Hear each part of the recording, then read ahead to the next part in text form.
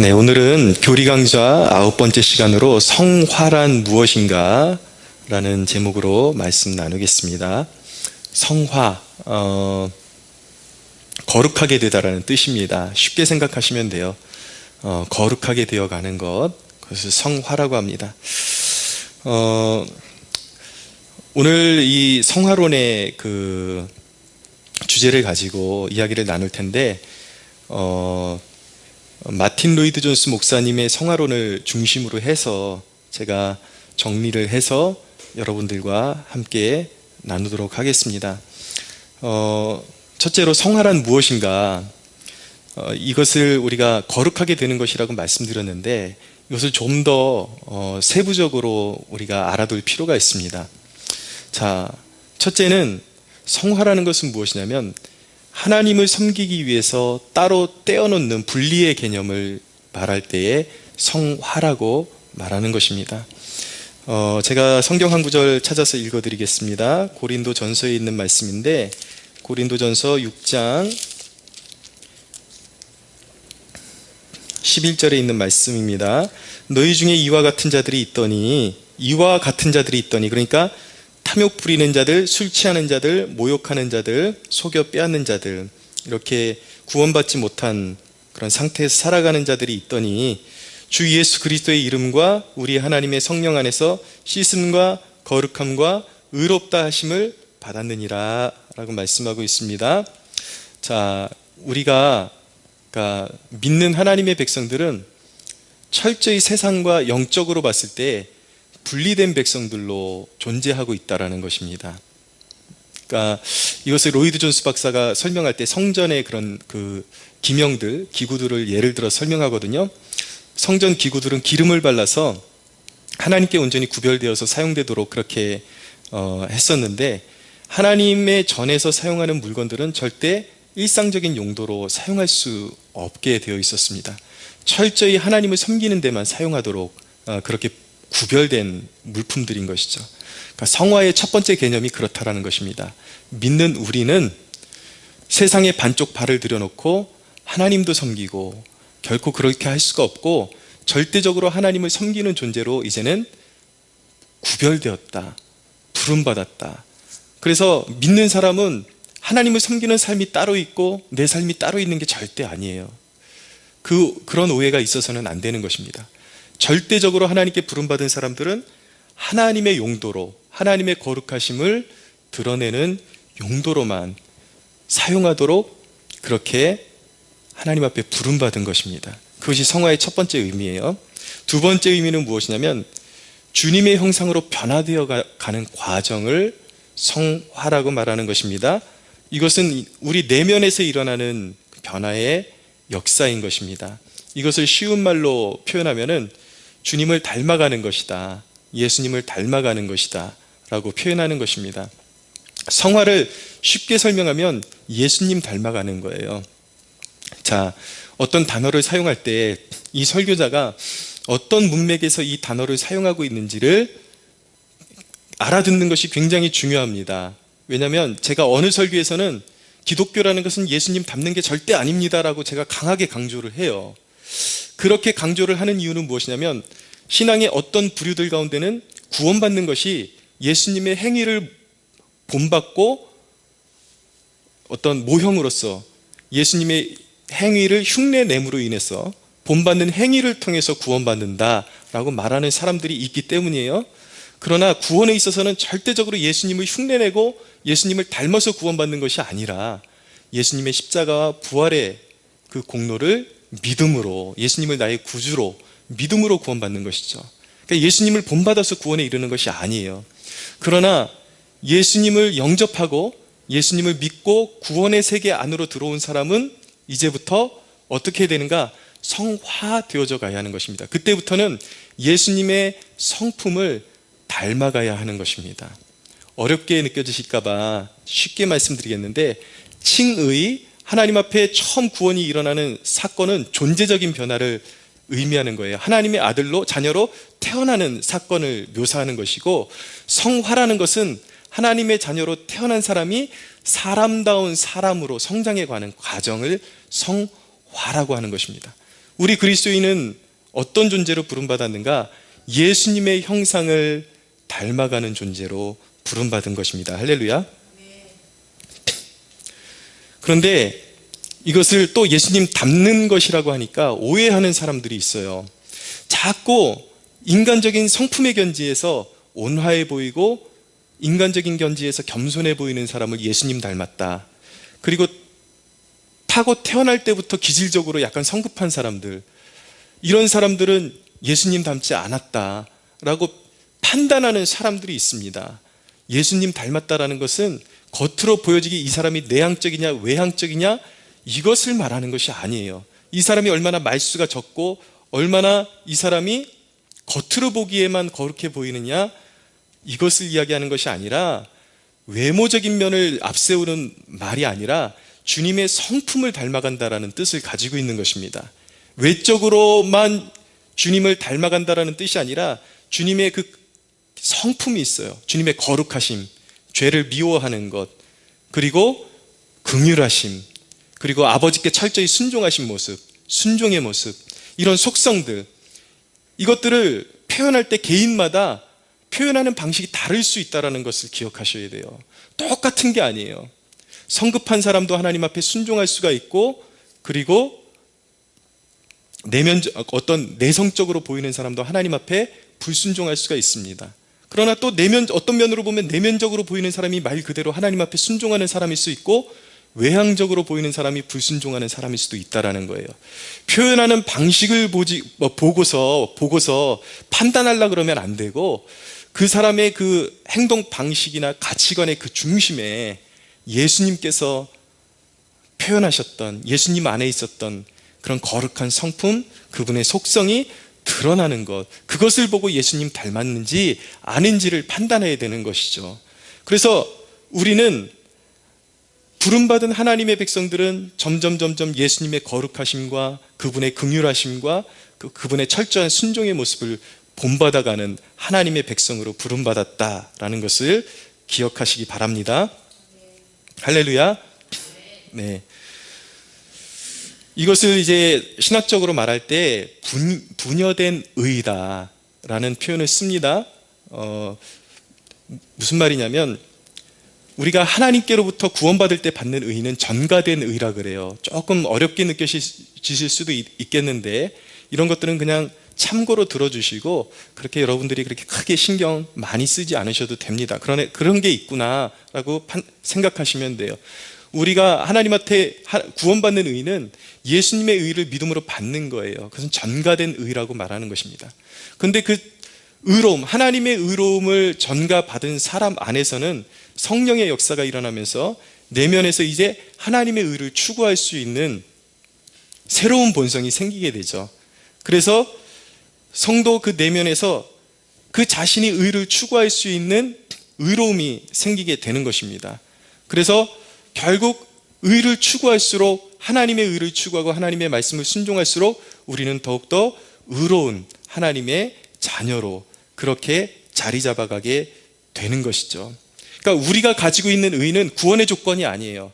하나님의 의를 받아서 구원의 열매로서 드러나게 되는 것이죠. 늘 강조하는 것이지만, 이 사람이 진정으로 구원받은 사람인지 아닌지 어떻게 알아볼 수가 있는가? 정말 내면에 하나님의 성령의 역사가 시작되어서 하나님의 의를 추구하는 그 순종의 열정이 있는지, 그것을 보면 그 사람이 진정으로 구원받은 사람인지 아닌지 알 수 있게 되는 것입니다. 자, 그럼 크게 두 번째로 성화에 대한 대표적인 견해가 있습니다. 두 가지 견해가 있어요. 세부적으로 나누면 더 많은 견해들이 있는데, 그냥 알아야 될, 우리 성도들이 기본적으로 알아야 될 가장 큰 맥락에서 두 가지 견지만 말씀드리는 것입니다. 성화에 있어서 첫째는 완전주의를 추구하는 사람들이 있습니다. 이 용어들이 여러분들이 듣기에 그렇게 쉽지는 않으실 겁니다. 우리 이렇게 유튜브로 들으시는 분들이나 보통 평신도 분들이 들으시기에 쉽지 않으시겠지만, 듣다 보면 또 한 지점으로 이게 계속 만난다라는 것을 알게 되실 거예요. 이게 그런 얘기구나라는 것을 알게 되실 것입니다. 이 완전주의 성화론은 이 존 웨슬레가 주창한 그런 성화론의 기반을 두고 있습니다. 존 웨슬리는 이 성화에 대해서 어떻게 이야기했냐면, 한 번 구원받은 사람은 그가 하나님을 추구하는 과정 가운데 완전히 의로워질 수 있다, 완전한 의에 이를 수 있다, 완전한 성화에 이를 수 있다라고 그렇게 주장을 했습니다. 그래서 좀 더 세부적으로 말씀드리면, 의식적으로 의식하지 못하는 죄를 지을 수는 있다고 웨슬리도 말했습니다. 그렇지만 의식할 수 있는 범위 내에서, 사람이 이것이 죄다라고 그렇게 의식할 수 있는 범위 내에서 의식할 수 있는 죄는 어떤 죄든지 하나님을 추구하는 하나님의 백성들은 완전히 끊어낼 수 있고 100% 끊어낼 수 있고 살아생전에 완전한 의에 이를 수 있다라고 그렇게 주장했던 것이죠. 그래서 성화에 있어서 웨슬리는 완전주의를 주장했던 사람이라고 말씀하고 있는 것입니다. 두 번째로 점진주의 성화론이 있어요. 이 성화론은 우리 장로교와 같은 이 개혁주의에서 주장하는 성화론입니다. 그러니까 개혁주의에서 주장하는 성화론은 인간이 살아생전에 완전할 수는 없다는 거예요. 언제든지 죄 지을 수 있는 가능성이 있고 죄성을 가지고 있다는 것이죠. 그러나 점진적으로 그 사람이 시간 속에서 점진적으로 그리스도의 형상을 닮아가는 성화를 이루게 된다. 그래서 시간이 필요하다. 그리고 그 시간 가운데 반드시 사람은 거룩함에 점점 이르러 가지만 완전한 성화는 이루어지지 않는다. 그래서 완전한 성화는 어디에서 끝나냐면, 개혁주의에서는 인간이 죽고 나서 천국에 가서 영화의 단계에 들어갈 때 그 성화의 단계가 완전하게 된다라고 그렇게 주장을 하게 되는 것입니다. 저는 장로교 목사로서 이 웨슬리 신학에서 도전받아야 할 부분도 분명히 있다라고 그렇게 생각이 됩니다. 죄에 대한 단호한 결기, 그리고 변화받지 못하는 그 이유를 많은 사람들이 시간이 필요하다라는 그런 핑계거리를 대면서 자꾸 변화를 미루려고 하는 그런 모습을 보게 됩니다.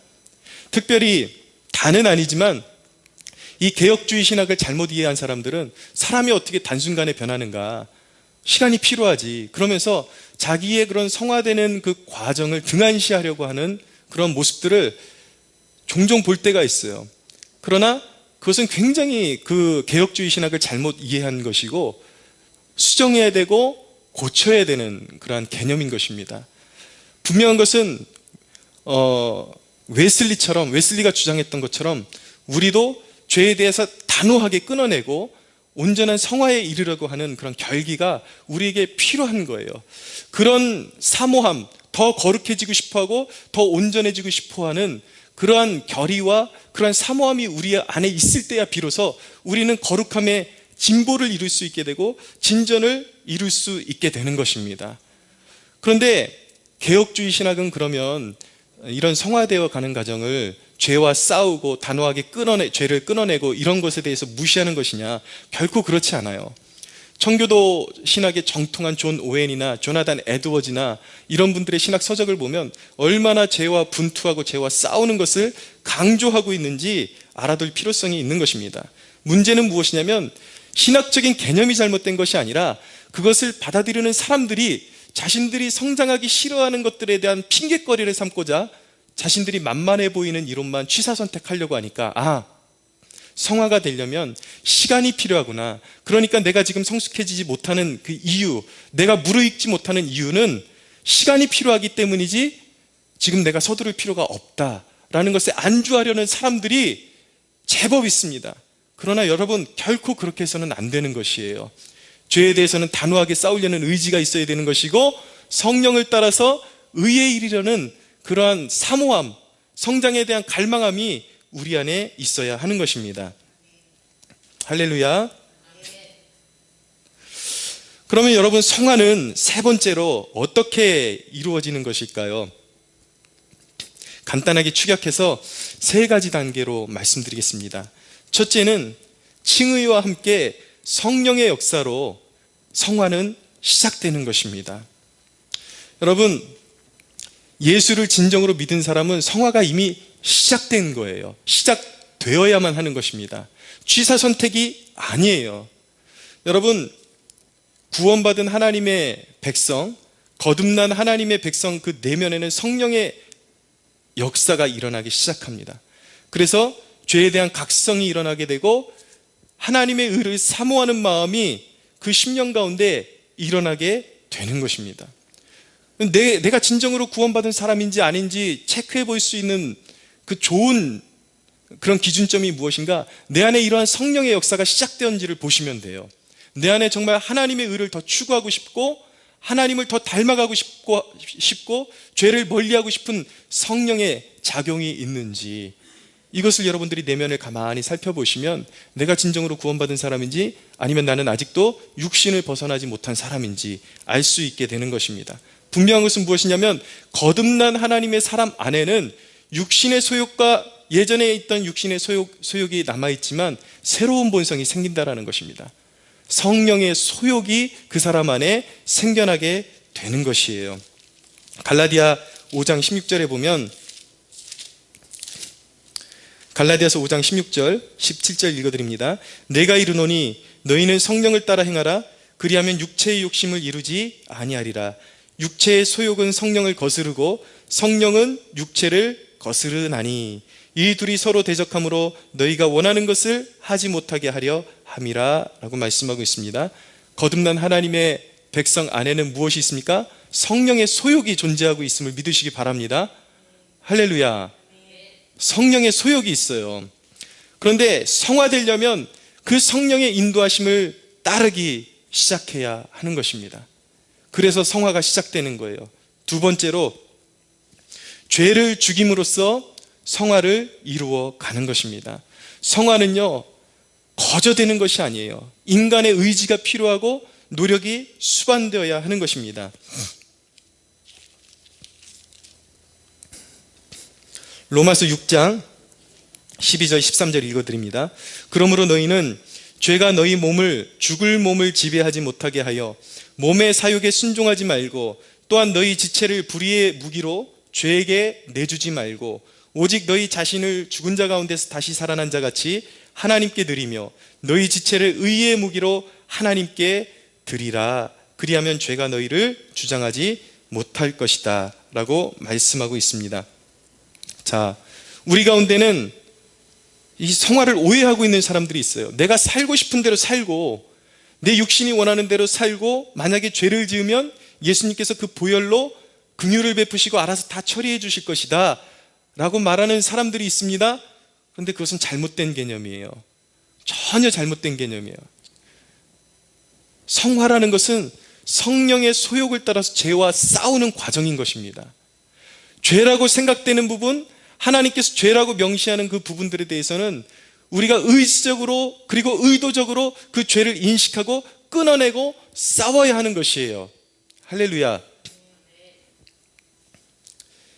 여러분, 우리가 구원의 삶을 누리면서 꼭 기억해야 되는 것은 구원받은 이후에도 죄는 여전히 파괴력이 있다는 것을 한순간도 잊어서는 안 되는 것입니다. 죄를 죽이지 않으면 곳곳서 삶이 무너지는 소리가 와르륵 와르륵 들리게 되어 있는 거예요. 여러분, 교회 안에 보면은 명색이 성도라고 하지만 늘 어떤 환난과 고통이 끊이지 않는 사람들이 있습니다.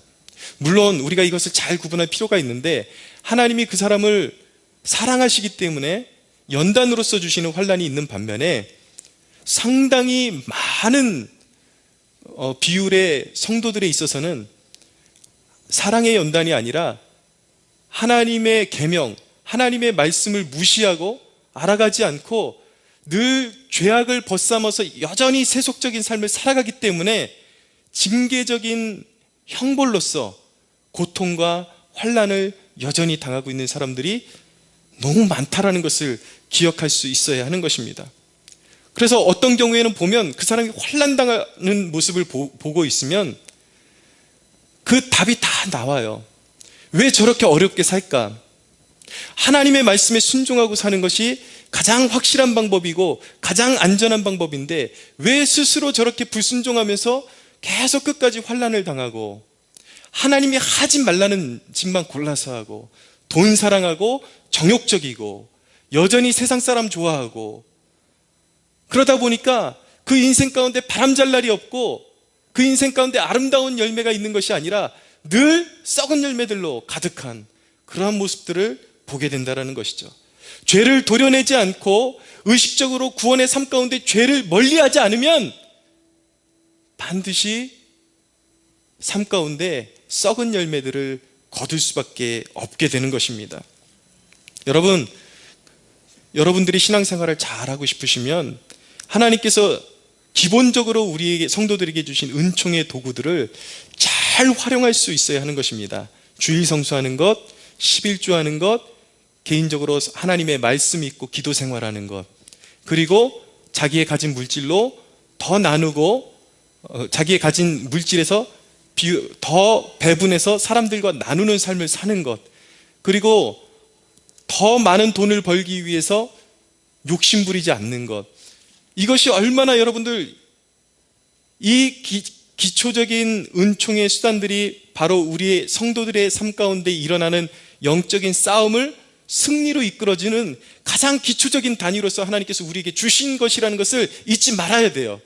너무나도 답답한 것은 많은 그리스도인들이 마음이면 되지 이런 식으로 주일 성수를 가르치고 11조를 가르치고 경건생활을 가르치는 것에 대해서 자꾸 엉뚱한 소리를 하는 사람들이 있어요. 왜 그런 것들을 강조하느냐? 마음을 들이면 되지. 여러분, 이게 말 같지 않은 소리라는 것을 우리가 알아야 되는 것입니다. 하나님을 섬기는데 자기의 시간을 떼어서 드리는 훈련을 하지 않고, 자기의 물질을 떼어서 드리는 훈련을 하지 않고 하나님을 섬길 수 있다? 여러분, 어떤 사람이 이렇게 이야기한다고 생각을 해보자고요. 부모님을 섬기는데 잘 섬기기 위해서 물질을 드릴 필요도 없고 시간을 드릴 필요도 없고 마음이면 다 된다 그런다면, 여러분, 그 사람이 주장하는 그 마음이면 된다, 그 마음이 진심이라는 것을 인정해 줄 수 있는 사람이 누가 있을까요? 말도 안 되는, 말 같지 않은 소리라고 손가락질하지 않겠습니까? 사람이 들어도 말 같지 않은 소리인데, 우리 그리스도인들 가운데 얼마나 많은 사람들이 스스로를 속이고 하나님 앞에 마음이면 된다. 여러분, 주일 성수를 온전히 할 수 없는 사람이 일생을 살아가면서 시간의 분배를 온전히 하나님께 드릴 수 있다라는 것은 불가능한 것입니다. 하나님 앞에 11조를 드리지 않는 사람이 물질의 유혹에 빠지지 않고 하나님 앞에 경건하게 물질을 사용할 수 있다라는 보장이 없는 거예요. 경건의 생활을 등한시하는 사람이 어떻게 유혹 많은 세상 가운데서 자기를 절제하고 세상을 끊어내고 경건한 삶을 살 수가 있겠습니까? 불가능한 것이죠. 그러므로 여러분, 세상에 대하여 담대해지고 승리하기를 원하는 사람마다, 그리고 하나님이 원하시는 거룩함에 이르려고 하는 사람들마다 하나님께서 우리에게 주신 가장 은총의 기본 단위인 주일 성수와 11조와 온전한 하나님을 향한 물질 생활과 그리고 경건 생활과 나누는 생활, 이 모든 것들을 충실하게 할 수 있어야 된다는 것을 잊지 마시기 바랍니다. 이것서부터 경건의 삶이 시작되는 것이고, 그것이 시작점이에요. 그것이 대단한 것이 아니라 시작점이라고요.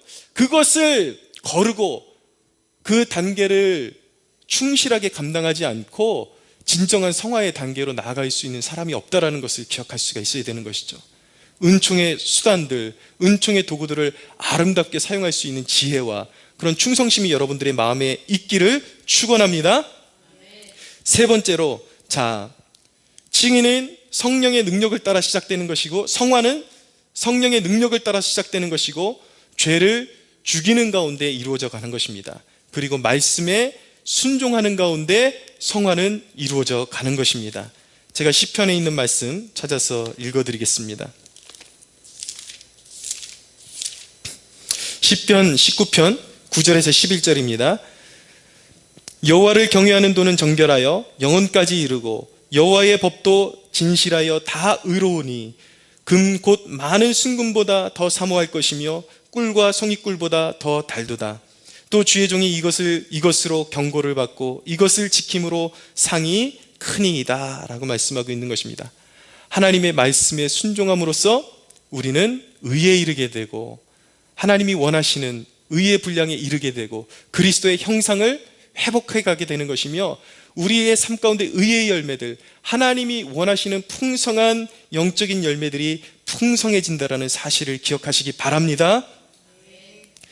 여러분, 그런데 중요한 것은 무엇이냐면 성화의 중심은 처음부터 끝까지 성령 하나님이라는 거예요.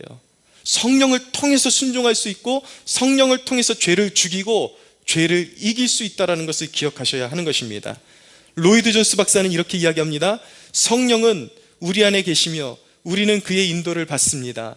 성령은 우리의 의지에 역사하십니다.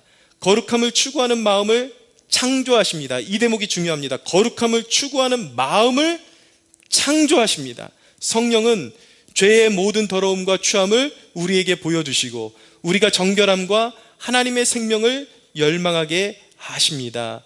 여러분, 제 설교에 누누이 강조되는 것이 무엇이냐면 새 영으로 부음받는 것, 이것을 제가 강조하거든요. 이것이 굉장히 중요합니다. 억지로 여러분 하나님의 계명을 알고 억지로 따라한다고 순종이 되는 것이 아니에요. 진정한 하나님이 기뻐하시는 순종은 우리의 마음에서 변화를 받아서 우러나오는 순종이라는 것을 기억하셔야 돼요. 그러나 우리의 마음은 순간순간 딱딱해지고 강팍해지고 거칠어집니다. 그래서 여러분, 기도 생활이 얼마나 중요한 것이냐면 기도 생활을 등한시하는 사람이 성화에 이를 수 있는 길은 없는 것이에요. 왠지 아십니까? 기도 생활을 통해서 성령님께서는 가장 성도에게 친밀하게 다가오시고 마음속에 가장 확실하게 역사해 주시기 때문인 것입니다. 할렐루야. 여러분, 마음이 굳어질 때에 성령의 인도하심을 받는 사람이 하나님의 자녀라고 그렇게 성경이 증언하고 있는 것입니다. 마음이 굳어질 때에 예를 들어서 내가 어떤 욕심에 사로잡혀 있는데 이게 엄두가 안 나요. 순종할 마음이 되지를 않아요. 그럴 때는 억지로 순종하려고 그러면 억지로 순종을 해놓고도 찜찜하고 화가 나고 계속해서 하나님에 대해서 불만을 갖게 되고 이런 패단을 갖게 되는 것이죠. 그러나 내가 뛰어넘지 못하는 어떤 유혹이 있을 때에, 내려놓지 못하는 어떤 일들이 있을 때에 하나님의 존전 앞에 나와서 무릎 꿇고 기도하고 그 문제를 가지고 하나님 앞에 아뢰드리면서 하나님 앞에 순종의 마음을 부어달라고 기도하다 보면 어느 순간 성령님께서 마음을 만지기 시작하십니다. 돌같이 굳어진 마음이 부드러워지기 시작합니다. 순종할 수 있는 마음이 생겨요. 전혀 내가 내려놓지 못했던 것들을 성령께서 마음을 허락하시고 새 영을 부어주시고 순종할 마음을 주시면 내가 꽉 쥐고 있던 것이 부질없는 인간의 욕심이고 하나님을 믿지 못하는, 이것을 내려놓으면 하나님께서 더 좋은 것을 주신다라는 그 믿음을 갖지 못한 불신에서 비롯된 것임을 깨닫게 되고 결국은 감사하는 마음으로 이것을 내가 내려놓으면 하나님이 더 신실하시게, 더 선하시게, 더 좋은 길로 이끌어 주신다라는 것을 믿음을 가지게 되고 순종할 수 있는 길이 열리게 되는 것입니다. 할렐루야. 여러분, 그러므로 성령님을 가까이 하셔야 돼요. 성화의 시작부터 끝까지 누구를 의존해야 되는 것인가? 성령님을 의존하셔야 하는 것입니다. 성령님은 우리에게 새 영을 부으세요. 기도하시면서 날마다 내가 순종할 수 없는 것들, 내가 할 수 없는 것들을 이루게 해달라고 성령님께 간구할 수 있는 여러분들이 되시기를 바랍니다. 여러분, 한 가지를 첨언해드리면 성화는요, 단순히 도덕적인 사람으로 변화되는 것, 어떤 세상적인 도덕적인 개념을 말하는 것이 아닙니다. 그냥 횡단보도 잘 지키는 사람, 어떤 규칙을 잘 준수하는 사람, 이것도 부분적으로는 포함되겠지만 단순히 이런 것을 성화라고 말하는 것이 아니에요. 그렇기 때문에 여러분, 성화에 대해서 논할 때에 여러분들이 육안으로 보고 사람을 판단하는 것을 함부로 하는 것을 멈추셔야만 하는 것입니다. 왜냐하면 어떤 사람은 눈으로 보기에는 적극적이지 않은 것 같은데 내면적으로 보고 하나님과의 인격적인 관계성에 보면 그 사람이 순종의 사람일 수 있다는 것을 기억하셔야 돼요.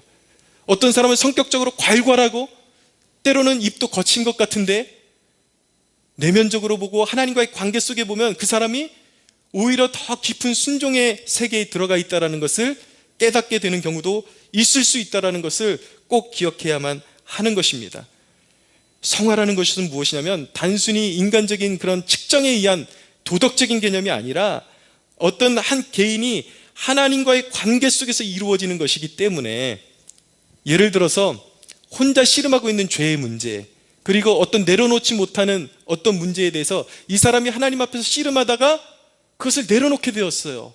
그 고백이 있어요. 그리고 결단이 있어요. 그러면 그 사람은 성화의 과정을 성실하게 이어가고 있는 중이라는 것을 꼭 기억하셔야만 하는 것입니다. 그러나 분명한 것은 무엇이냐면 성화된 사람은 세상의 도덕성을 뛰어넘는 거예요. 성화된 그리스도인이 있는 곳마다 그곳에 하나님의 평화가 도래하게 되고 하나님의 나라가 확장되어져 가게 되고 하나님의 긍휼과 하나님의 사랑이 그곳에 흐르게 된다는 것을 기억할 수 있게 되기를 바랍니다. 여러분, 말씀을 마치겠습니다. 그리스도인의 영화로움은 무엇입니까? 오늘날도 많은 사람들이 아닌 것처럼 말하지만 여전히 눈에 보이는 성취, 성공, 이런 것들을 통해서 그리스도인의 영화로움을 찾으려고 하는 사람들이 있습니다. 어떤 사람을 하나님께서 바라보실 때 그를 통해서 하나님께서 기뻐하시고 영광을 취하실까요? 세상적으로 성공한 사람? 많은 것들을 성취한 사람? 아닙니다, 여러분. 항상 우리는 무엇을 판단할 때에 인간적인 견지에서 판단하려고 하면 안 되고 성경적인 견지에서 하나님의 입장에서 판단하는 능력을 기를 수 있어야 되는 것이에요. 그리스도인의 영화로움은 그런 데 있는 것이 아니라 고난 중에도 믿음을 지키며 죄를 버리며 하나님 앞에서 살아가는 코람데오의 삶, 어떤 상황에 있든지 환난을 당하든지 아니면 세상에서 눈에 보이는 형통의 길 가운데 있든지 세상에서 잘 되고 못 되는 것에 치우치지 않고 선한 양심을 버리지 않는, 하나님이 나를 바라보고 계시고 하나님이 나를 지켜보고 계신다라는 그 코람데오의 정신으로 살아가는 것, 그러한 하나님 앞에 선한 양심을 가지고 살아가는 그 삶이 바로 그리스도인의 영화로움이라는 것을 기억할 수 있게 되기를 바랍니다. 할렐루야. 유혹이 난무하는 세상 속에서 주님의 기쁨이 되는 길을 택하며 내가 비록 약함이 있지만 나보다 더 약한 자를 붙들어 줄 때에, 나도 부족함이 있지만 여전히 선한 마음을 가지고 베푸는 삶을 살 때에, 알아주는 이 없어도, 누구도 알아주는 이 없어도 영적으로 순결한 삶을 선택해 나아갈 때에 하나님께서 영광 받으심을 믿으시기 바랍니다. 그리스도인의 영화로움이 거기에 있는 거예요. 사랑하는 여러분, 말씀을 정리합니다. 그리스도인의 영화로움은 세상적인 성취나 인간적으로 내세울 수 있는 성공적인 그 어떤 것에 있는 것이 아니라 일생을 살아가면서 주님의 음성을 따라가는 영적인 순결함, 곧 성화된 인격, 성화된 성품이 바로 그리스도인의 영화로움이라는 것을 꼭 기억하시고, 속되고 더럽고 취약한 것들 벗어버리고 인간적인 욕심들 벗어버리고 더 예수 그리스도의 형상을 회복해가는 축복을 누리는 저와 여러분들이 되시기를 예수님의 이름으로 축복합니다. 우리 하나님께 영광의 박수 올려드리겠습니다.